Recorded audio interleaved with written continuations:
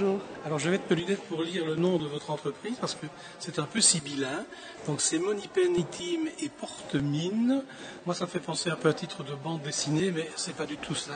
Là, on est loin de la bande dessinée, quoique ça fasse le même plaisir. Alors effectivement, Monipenny et Portemine sont deux enseignes, deux emblèmes d'un groupe et d'un concept qui diffusent du secrétariat par Internet. Alors, il y a beaucoup de choses à en dire. Vous m'avez dit que les noms étaient sibyllins. Peut-être que je vais commencer par les expliquer, et puis je vous dirai à quoi ils servent. Donc, Monipenny est un projet de vente de services administratifs par Internet. Il fait certainement référence à Moneypenny, la secrétaire de James Bond.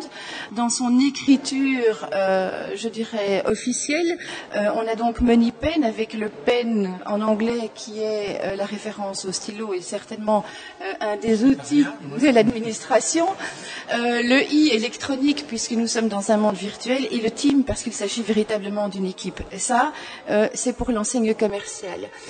L'autre partie de ce concept, c'est Portemine, c'est l'enseigne du réseau de fournisseurs de services administratifs, nous les appelons des opérateurs. Portemine fait référence à une partie historique de la Belgique qui me plaît beaucoup et qui est assez liée à cet univers, je dirais, James Bondesque, si on peut dire ça comme ça. Portemine, c'est le nom du groupe, du sous-groupe de la résistance, merci. J'allais dire des révoltés, mais on est loin de ça. De la résistance belge, un des sous-groupes du groupe Zéro, bien connu. De la région bruxelloise, et qui fait appel à des compétences diverses forcément pour établir son réseau. Tout à fait. La magie de Portemine, c'est qu'en étant sous réseau, c'était aussi un réseau discret.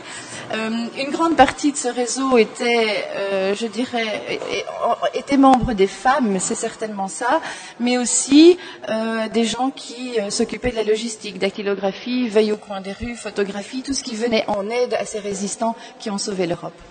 Alors on en est loin évidemment, maintenant on est 65 ans plus tard. Alors concrètement, qu'est-ce que vous proposez comme service? Alors voilà, est-ce que cela fonctionne? Pourquoi 65 ans ou 20 plus tard on en parle encore? Eh bien parce que Monipenny, comme je vous l'ai dit, par Internet propose des services de secrétariat aux nouveaux entrepreneurs, les entrepreneurs mobiles, les gens qui bougent de plus en plus. On a de moins en moins de bureaux fixes, on a tous des outils qui nous permettent d'être en communication avec la terre entière et pour n'importe quoi et très vite. Donc on n'a plus un bureau fixe, on bouge beaucoup. Ça, c'est la partie cible du commerce de Monipenny.